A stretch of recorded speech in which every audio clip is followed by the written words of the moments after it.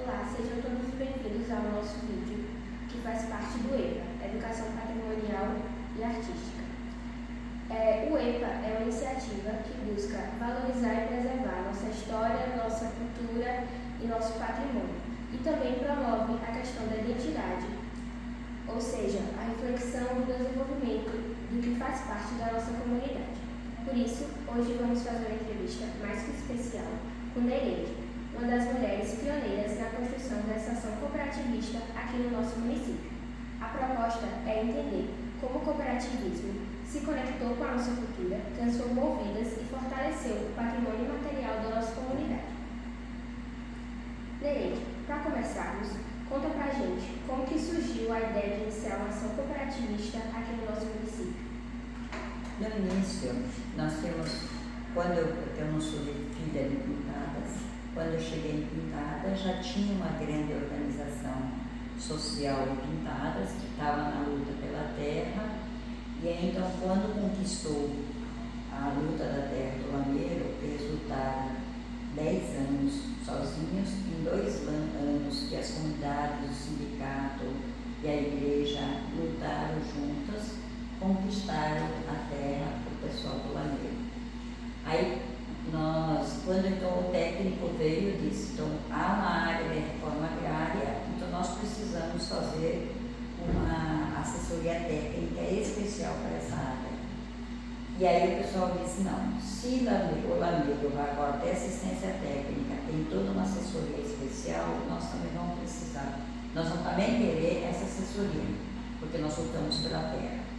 E aí começamos, então o pessoal orientou o que eles iam fazer. No caso, na época, nós tínhamos muita dificuldade na questão de água, né? Então, água para o Lameiro, água para beber, água para produção, vai criar peixe, então todas, né? Vai ter cabra, galinha, cabra, galinha, ovelha, né? E abelha. E aí então foi feito o projeto Pintadas. Então se organizou o centro comunitário, né, como uma das primeiras organizações sociais, junto com a paróquia, nós tínhamos a paróquia e o sindicato. E aí então começou-se, então o centro comunitário, já então formamos 3, e aí nós tínhamos toda uma luta de desenvolvimento local. Então necessidade, né? Isso, aí no projeto Pintadas nós tínhamos comercialização. Não tinha cooperativa, tinha só centro comunitário. Então nós não podíamos comercializar. Então a grande dificuldade foi como nós íamos comercializar. Então, vamos criar então uma cooperativa para fazer a comercialização desta produção. Então se criou a COAP, Cooperativa Agroindustrial de Pintadas. E mediante disso, aí tiraram o posto avançado, depois, então, claro. Então, nessa luta toda, a COAP começou trabalhando, e ela se especializando em caprinos e ovinos, né? E aí, nesse meio tempo, né, surgiu a necessidade, porque tiraram o posto avançado do Banelli em Pintadas, aí se organizou qual é a melhor forma de termos um banco cooperativo, um banco de Pintadas, um posto avançado de banco. Aí então, todas as lutas que fizeram não perceberam, então se criou-se a cooperativa de crédito, pela necessidade. Então se percebe que tudo vem pela necessidade. E então, diante disso, a Ser do Sertão foi uma também que a gente organizou, né? Cooperativa Ser do Sertão, ela vem a partir de uma pesquisa que nós fizemos no município, o que se produzia, o que se consumia. Então a gente percebeu que tinha muita perca de frutas. Era pouco, de um lado pouco do outro, e tinha a hortaliça também não estava organizada. Aí daí tinha a hortaliça, tinha as frutas, tinha, né, várias coisas. E aí a COAP chegou e disse, olha, a partir de hoje, né, em 2008, eles disseram assim, olha, nós não vamos trabalhar mais com essa parte de hortaliças, frutas, essa coisa, quer dizer, mais de mulher. Nós vamos ficar, então, aí a gente organizou a Acerto Sertão mediante do mapeamento. Aí aproveitamos os jovens que foram fazer o mapeamento, fizeram o mapeamento com a gente, foi incluso na diretoria da Acerto Sertão. Então, praticamente foi uma cooperativa gerida pela gente e por jovens. E tinha jovens mulheres também. Né? Então, esse foi o início dessas 3 cooperativas. Né? E a última que a gente está coordenando, né, no caso, é a cooperativa de reciclagem, por necessidade, porque é um grito que nós temos na comunidade. O que eles vão fazer com o nosso lixo? E quais são os lixos que nós temos? Então, diante disso, a gente fez todo um estudo, quais são os lixos e quais são, que a gente está chamando não é de lixo, mas de rejeitos, e quais são as oportunidades que nós temos com cada rejeito desse. Então, mais ou menos, seria o panorama que a gente iniciou das cooperativas. Aí, depois de todas essas ideias iniciais, como que ficou a questão da participação das mulheres dentro disso? Porque a senhora falou que uma certa parte de quem iniciou a cooperativa Ser Sertão, por ser, naquela época, falaram que era um trabalho feminino. Como foi que foi essa questão desse meio? A Acerto Sertão, eu digo que a gente às vezes tem uma sorte. Né? Foi uma das cooperativas pioneira em tudo. Tá? Em primeiro lugar, o técnico, que nós conseguimos um técnico muito bom.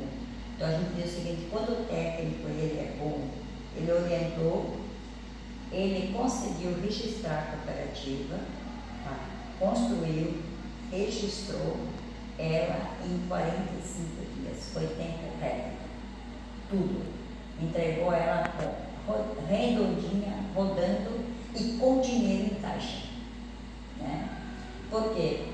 Então, a gente estava na época, a Acerto Sertão, claro, a gente estávamos apoiados pelo Adapta Sertão, já tinha o alicerce de trabalho, nós tínhamos um mapeamento do que a gente produzia, tá? E o que a gente consumia, então a gente tinha um conhecimento, então aportamos tudo dentro da Acerto Sertão, este aporte. Então a Conab, na época, então, confiou na gente, confiou pelo histórico de trabalho que nós tínhamos. Então foi assim, maravilhoso, porque a gente conseguiu crescer, né, em pouco tempo. Eu digo, você quando tem uma boa ideia, uma equipe organizada, um trabalho, tem muita gente que confia. Né? E aí a gente conseguimos esse aporte, né, de recurso. E aí começamos a trabalhar com as frutas. Por que nós começamos a trabalhar com as frutas? Porque nós tínhamos um recurso que comprava, o recurso era comprar os produtos que nós tínhamos na época. E o técnico muito bom, inteligente, colocou frutas da época. E aí quando nós fomos discutir com a alimentação escolar, eu lembro hoje que até hoje, como diz o outro, a gente disse, olha, vai ter 160 toneladas de fruta para entregar para a alimentação escolar, pelo de recurso que nós tínhamos. Quando nós fomos conversar com a diretora, ela disse, Marília, vai ter que fazer uma geladeira desse tamanho, desse quarto. Foi isso que ela disse, né? Nós nem sabíamos o que era câmara, nós não sabíamos nada, né? E então, a gente, aí conversando, aí nós tínhamos nossa assessoria. Primeiro o técnico de construção, que é o técnico que nós tínhamos o Adapta Sertão também, uma pessoa muito capacitada, é outro, né, que estava captando recurso, porque nós falávamos todo dia que faltava tecnologia. Então ele captou um recurso, que veio até da Alemanha, a gente conseguiu. Aí ele disse, o que a gente vai fazer com esse dinheiro? Vamos fazer o quê? Vamos comprar uma descopadeira. Porque daí então a gente não vai precisar de uma geladeira do tamanho dessa sala, né? Mas a gente vai despolpar, vai condensar a fruta e a gente vai entregar fruta processada, né? E aí no início teve a não aceitação, porque não é tão fácil assim. Quem tomava suco de fruta? Ninguém. Então o pessoal não sabia, não tomava, não tinha paladar, não tinha. Então, aí o alimento passa pelo seu paladar. Se você não está educado ao paladar, você não gosta. Então foi um trabalho maravilhoso, porque daí então Gil, que até hoje está na indústria de polpa, a gente fez parceria com todas. Ó. Então quando tem parcerias, né, com a comunidade, nós tínhamos feito com a Sede do Sertão, nós tínhamos feito com a Padre Ricardo, com o Despertar, com a paróquia, né, com a própria escola normal, né, sempre apoiou. Então o que aconteceu? A gente começou a despertar e o pessoal começou a incentivar as crianças a coletar as frutas do seu quintal e levar para a gente processar. Né? Aí eu dizia, aqui é uma indústria. Aí o pessoal disse, é indústria? É. Nós tínhamos uma despolpadeira, nós tínhamos um freezer, uma boa vontade, uma balança para pesar e dinheiro no bolso para pagar. Então nós tínhamos uma indústria. Né? Claro que não precisava de muita coisa, mas é isso. Então conseguimos, e aí com o incentivo Gil incentivava as crianças, olha, vocês tragam as frutas, a gente pode só pagar para a sua mãe, aqui de 15 dias, vocês vão para a escola, a gente vai processar, mandar para a alimentação escolar, aí eles vão fazer suco, vocês vão tomar todo o suco. Pegue açúcar, pegue não sei o quê, engole rápido, se achar ruim, você nem faz. Você que quer receber, fecha o olho, toma e diga para todo mundo que é o melhor suco da face da terra. Né? Então foi dessa forma, todo mundo, então as crianças foram, e se jogarem fora, a gente não vai pagar vocês, porque a escola não vai aceitar mais, e a gente não vai comprar mais fruta na mão de vocês.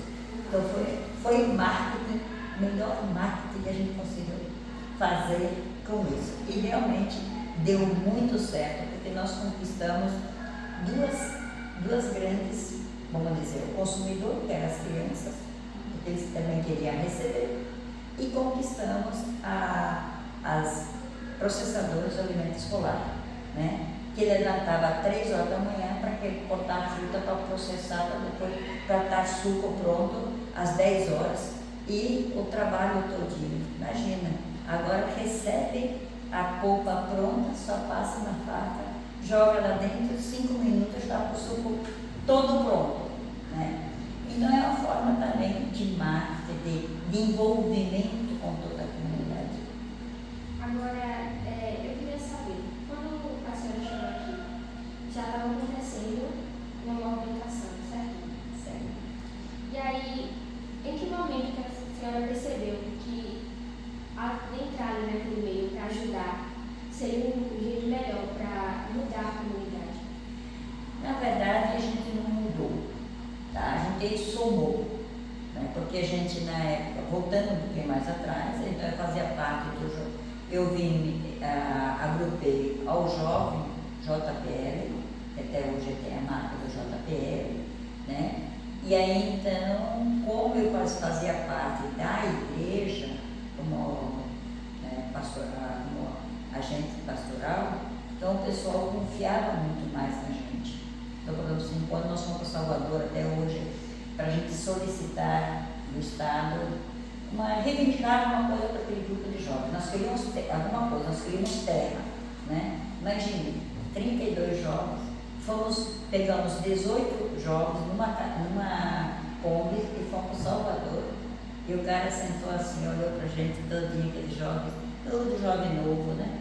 Aí o pessoal disse, ó, eu vou confiar em você, ele colocou para mim, né? E aí então conseguimos até o dinheiro para comprar a propriedade que hoje tem a Escola Família Agrícola, o entreposto de mel, o entreposto de óculos, fazer ração, e lá a Trigo Bahia, aquela terra, mas foi conquista, né? Então a gente fez parte. No JPL, nós morávamos em 32 jovens, né? Que é as pessoas que vocês conhecem hoje. Era a Messias de Jurita, era Orlando do sindicato, Teto do restaurante, cooperativa de crédito, era eu, era a Julieta, que foi, né? Então, se nós formos olhar, são 32 líderes hoje pintadas, né? Que fez parte na época do JPL. Muito estudo, nós estudávamos muito, fazemos formação, 3 dias de formação por mês, tá? Independente, o pessoal vinha a pé, nós não tínhamos transporte aqui hoje, o pessoal vinha a pé, vinha de cavalo, né? O cavalo, o pessoal geralmente não emprestava no fim de semana, nem dava para os jovens ir para a rua, por causa que na segunda-feira era feira, o animal ficava cansado. Então era a pé mesmo, né? E aí então a gente fez todo esse trabalho, era muita, né? Então a gente começou nesse trabalho, né? No caso. Agora para concluir, eu queria saber, assim, olhando para agora, né, para o presente, como você enxerga foi esse impacto? Até geralmente, os pessoal ultimamente fazem entrevista, eles querem saber qual é a cereja do bolo, né? Qual o impacto? Eu digo o seguinte, pensar no momento, eu acho que, vamos dizer, o restaurante, que nós nem tínhamos pensado no restaurante, nós tínhamos pensado outras atividades, a atividade diz não vai ser restaurante, né? É dar uma resposta da necessidade local no momento exato, né? Então, eu vejo assim, hoje, quando você olha para trás olha um pouquinho para trás, né? A gente percebe quantos benefícios que pintadas têm e nenhum trabalho se perdeu no caminho. Porque assim, a não ser a escola familiar agrícola para estar um pouquinho desconectada da sua atividade social, né? Os outros não, a gente percebe que tem gente trabalhando, que tem gente movimentando, que tem jovem lá dentro trabalhando, né? Então, é interessante, eu vejo que cada ação, cada trabalho, ele foi muito importante para o desenvolvimento do Pintadas, da Rede Pintadas, porque a Rede Pintadas é a associação de entidades de apoio do desenvolvimento sustentável de Pintadas.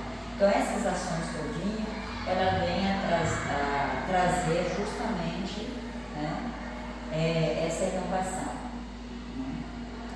Agora, sim. Tem, acho que uma outra pergunta que você achou interessante, qual é o apoio? Né? Eu vou dizer o seguinte, como são ideias muito inovadoras, a gente não, apesar de você o técnico ajudar, dar certo sertão, coisa, né? Mas a gente consegue avançar. Conseguimos avançar com os desafios de educar as pessoas até consumir e colher seus próprios alimentos. Eu vejo, por exemplo, assim, hoje, né, eu estou na cooperativa de reciclagem. É um desafio muito grande você ver que não, né, entre o que você pensa e o que você consegue e as pessoas acreditar para investir demora um tempo. Né?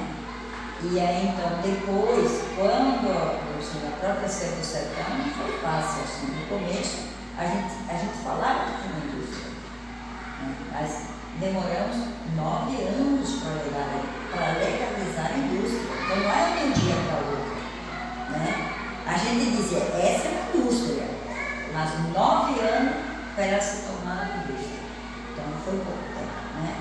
Agora, por exemplo, na reciclagem, quando você fala em reciclagem, o pessoal pensa em resíduos sólidos, sólido vidro, o plástico, né? A latinha, o metal e as outras coisas. E o orgânico? O orgânico o pessoal não se preocupa. Então nós temos um desafio de apresentar a maior possibilidade doce orgânico gerar riqueza para a própria comunidade. Tá? Eu vislumbro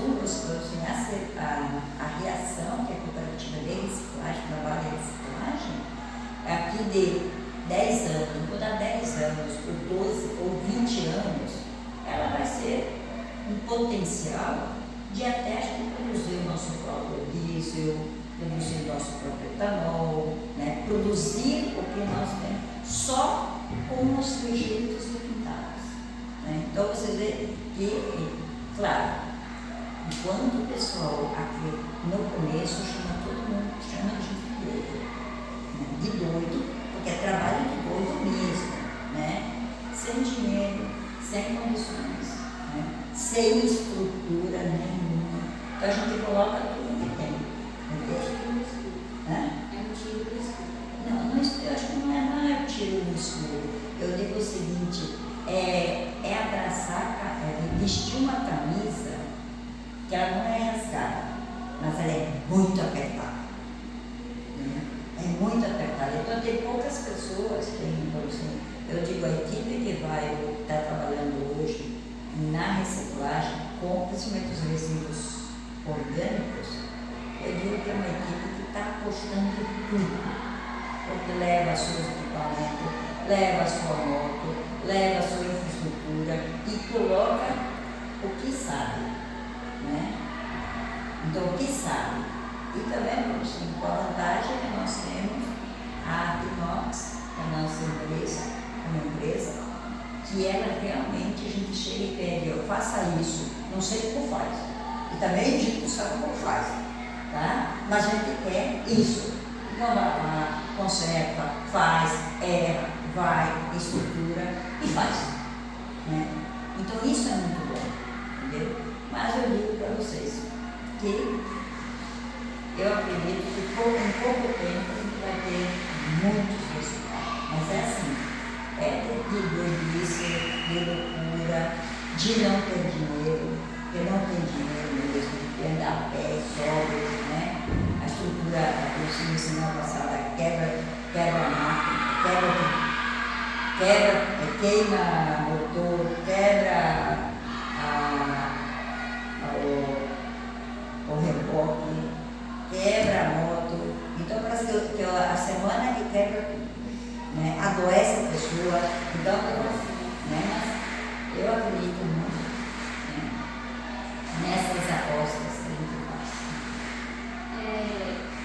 Você teria alguma coisa para dizer para quem deseja entrar nesse mundo? Algum conselho? Algum conselho? Eu digo o seguinte, estudo. Porque a gente só com conhecimento, não é só conhecimento científico, mas nós temos que estudar e também escutar muito o conhecimento local, conhecimento das pessoas, né? E aí você consegue comparar e fazer uma estrutura. Só conhecimento, às vezes, de nível científico, a gente não consegue colocar na prática, né? E o conhecimento, sem o conhecimento científico, a gente também se perde na nomenclatura, né? Então, quando você tem o conhecimento científico como empírico, aí a gente constrói essas ideias. Então, minhas perguntas foram essas. Muito obrigada por compartilhar com a gente essa história, esse começo. Que a gente está precisando das informações para montar o nosso álbum, que é para ser uma história verídica e não coisas inventadas. E aí a gente vai fazer duas pesquisas com outras pessoas para a gente compartilhar mais ainda, mostrar essa história, que é uma grande história do nosso município, da nossa comunidade. Eu quero parabenizar a equipe. Eu acho, não sei se foram vocês que elaboraram as perguntas muito bem elaboradas, tá? Parabéns, porque às vezes tem pessoas fazendo entrevista com as perguntas não bem elaboradas, mas tem muito bem elaboradas, tá? Parabéns. Sim, só assim, eu acho que é com a prática, tá? Com a prática, o estudo, com a entrevista, vocês vão crescer bastante, tá? Parabéns por essa iniciativa, por esse trabalho, né? A gente coloca à disposição, se vocês estão convidados a ir conhecer a nossa experiência, do aproveitamento dos ossos, por exemplo, tá? Que está na Fazenda Alto Alegre, né? De saída para a Serra de Santana, né? E é uma experiência, assim, para mim, que ela vai trazer muito, e tem que ter muito conhecimento, porque lá a gente vai aplicar na prática o que o físico dizia: nada se perde, tudo se transforma. Tá? Então é isso que a gente está fazendo com os ossos. E a gente está no início, está no chão ainda, já saímos um pouquinho do chão, porque a gente já tem algumas tecnologias, já temos o caldeirão de cozimento dos ossos, já estamos em um caminho vendo com a Petrobras para comprar o sebo, além de fazermos os sabões, que seria o sabão de higiene pessoal com shampoo, o sabão para limpeza, né?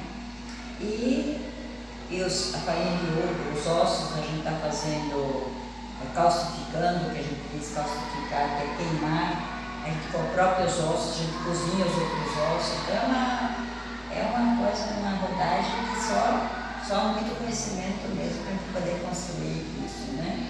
Então, se vocês estão à vontade, sinta-se à vontade para poder conhecer a experiência que vocês vão amar.